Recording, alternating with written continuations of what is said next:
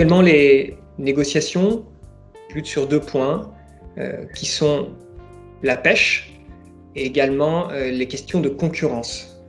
Concernant la pêche, le Royaume-Uni, en quittant l'Union européenne, peut retrouver sa pleine souveraineté sur ses eaux côtières, en passant de 12 miles à 200 miles au large pour le contrôle. De facto, elle se retrouve avec la capacité de dire non aux Européens. Et c'est pourquoi les Européens insistent pour résoudre cette question avant les autres questions de la future relation entre le Royaume-Uni et l'Europe. Le deuxième point concerne les règles de concurrence. Alors, pour les règles de concurrence, c'est très simple.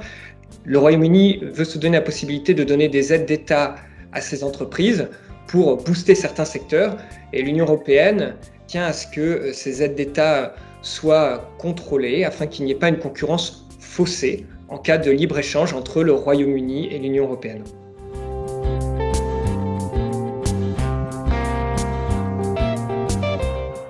Alors, concernant la pêche, Londres a proposé une solution de compromis qui est pour l'instant inacceptable pour les Européens, qui est d'autoriser les bateaux des pays européens à pouvoir pêcher dans ces eaux, mais que ce soit renégocié chaque année.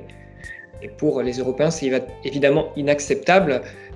Ça revient à être sous la menace d'en être privé chaque année. Concernant la concurrence, voilà, le Royaume-Uni aimerait pouvoir récupérer sa souveraineté sur ces questions. En tout cas, c'est comme ça qu'elle le présente.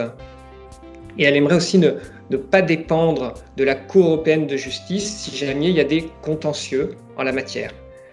L'Union européenne tient absolument à ce que la Cour européenne de justice puisse statuer en revanche sur ces questions.